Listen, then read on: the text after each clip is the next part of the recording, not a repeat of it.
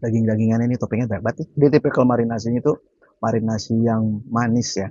Ini lembut, tipikal mie kampung, terus lembut ya. Gue suka cara masaknya pade nih. Enak, lembut gitu. Bingung makannya toppingnya gede banget. Asli, bener, gak bohong. Sambalnya ngekik banget guys.